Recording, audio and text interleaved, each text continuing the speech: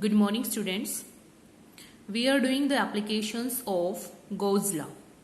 उसकी first application हम last video में कर चुके हैं जिसमें हमने Gauss law का यूज करके electric field intensity due to a line charge find out की थी। सेकेंड एप्लीकेशन में हम क्या कर रहे हैं, electric field intensity due to a uniformly charge spherical shell. कोई यूनिफॉर्मली चार्ज स्फेरिकल शेल है हमारे पास और उसकी वजह से electric field intensity find out करनी है।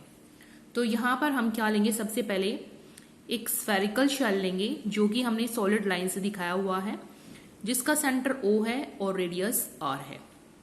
इस स्फीयर के सरफेस के ऊपर प्लस Q चार्ज जो है यूनिफॉर्मली डिस्ट्रीब्यूटेड है। अब इस चार्ज स्फेरिकल शेल की वजह से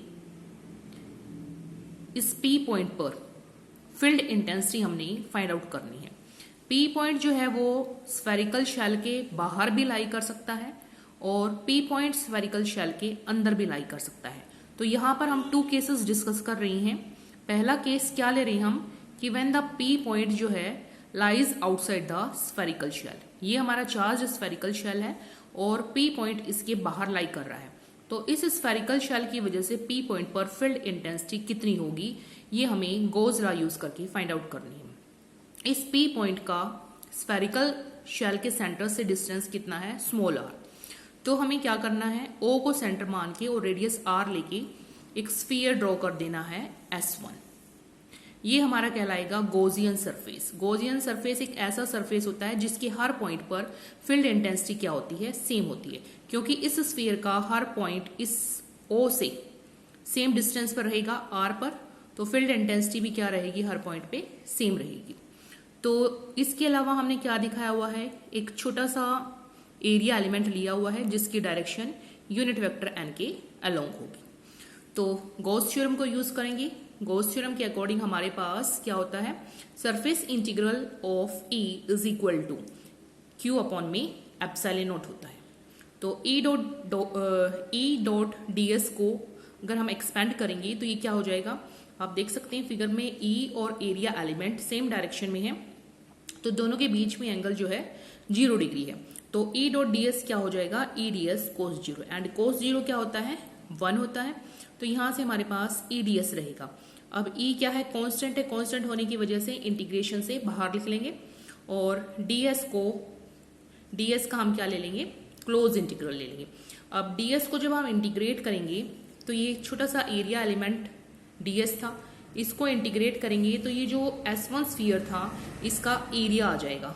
S1 स्फीयर की रेडियस है स्मॉल r, तो इसका एरिया हो जाएगा 4 पाई r स्क्वायर। तो ये आ गया हमारे पास E इंटू 4 पाई r स्क्वायर, और राइट साइड में हमारे पास क्या चल रहा है, Q अपॉन में एप्सिलॉन नॉट।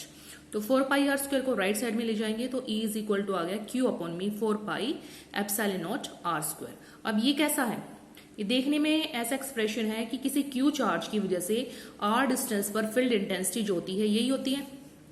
अब आपने यहां पे देखा कि जो Q चार्ज था वो हमने कहा था स्फीयर के सरफेस के ऊपर यूनिफॉर्मली डिस्ट्रीब्यूटेड है, और हमने स्फेरिकल शेल की वजह से P पॉइंट पर फील्ड इंटेंसिटी फाइंड आउट की। तो ये कैसे हुआ कि ऐसा लग रहा है कि जो सारा का सारा चार्ज जो है वो कहां पर कॉन्सेंट्रेट हो गया है, सेंटर पे कॉन्सेंट्रेट हो गया है।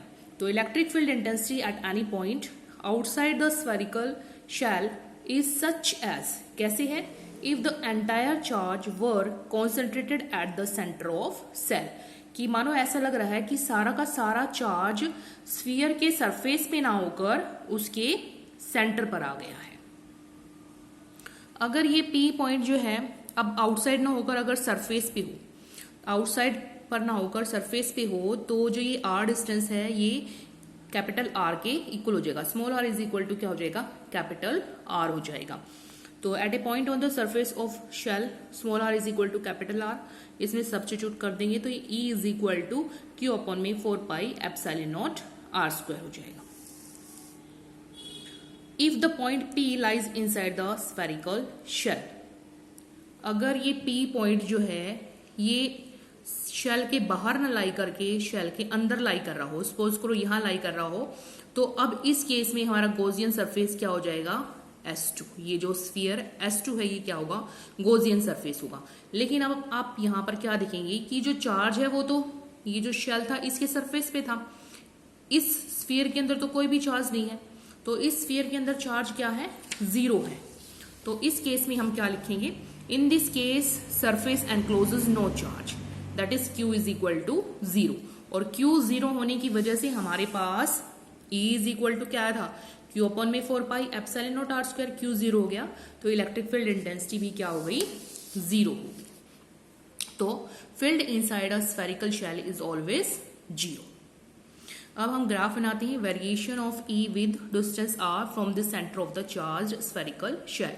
तो ग्राफ हमारा किस तरह से बनेगा, y एक्सिस पर हम इलेक्ट्रिक फील्ड इंटेंसिटी ले लेंगे और x एक्सिस पर हम क्या ले लेंगे, distance from the centre of the spherical shell. जो हमारा स्फेरिकल शेल था उसके सेंटर से डिस्टेंस हमारा r जो है हम इस डायरेक्शन में ले लेंगे। तो ये वाला जो पोर्शन है यहाँ पे r is equal to small r is equal to capital R है, और अगर इससे कम लेंगे, r जो डिस्टेंस है वो रेडियस ऑफ स्फेरिकल शेल से कम है, तो इसका मतलब क्या है, अगर ये जो r डिस्टेंस था यहाँ से लेके यहाँ तक था स्टार्टिंग में, अगर ये r डिस्टेंस इस r से कम हो, यानी कि ये इसके अंदर आ गए, हम स्फेरिकल शेल के अंदर आ गए, तो इलेक्ट्रिक फील्ड क्या है, इलेक्ट्रिक फील्ड इंटेंसिटी क्या है, 0 है। तो वही चीज दिखा हुई है, इस लाइन पर इलेक्ट्रिक फील्ड इंटेंसिटी क्या है, 0 है। तो जब तक हम शेल के अंदर हैं, जब तक कि हम r is equal to r पे ही पहुंच जाते, हम क्या है, स्फेरिकल शेल के अंदर की बात कर रहे हैं, तो वहां पर फील्ड इंटेंसिटी क्या है, 0 है। ये वाली लाइन क्या शो कर रही है, इलेक्ट्रिक फील्ड इंटेंसिटी इज 0। अब यहां से स्टार्ट होगा r is equal to r। अब जैसे जैसे डिस्टेंस के स्क्वायर के इनवर्सली प्रोपोर्शनल है, डिस्टेंस बढ़ेगा तो फील्ड इंटेंसिटी क्या होगी, डिक्रीज होगी। तो यहां से जो है जैसे जैसे डिस्टेंस बढ़ रहा है, हम स्फेरिकल शेल के सरफेस से दूर जा रहे हैं, तो फील्ड इंटेंसिटी क्या हो रही है, डिक्रीज हो रही है। डिस्टेंस बढ़ रहा है तो फील्ड इंटेंसिटी क्या हो रही है, देखो इसकी हाइट जो है वो क्या हो रही है, जैसे जैसे डिस्टेंस इधर बढ़ रहा है इसकी हाइट क्या हो रही है, डिक्रीज हो रही है, यानी कि फील्ड इंटेंसिटी क्या हो रही है, डिक्रीज हो रही है। सरफेस पे इसकी वैल्यू मैक्सिमम है, और उससे आगे जैसे हम बढ़ेंगे E की वैल्यू क्या होगी, और ज्यादा कम होती चली जाएगी। That's all for today, thank you.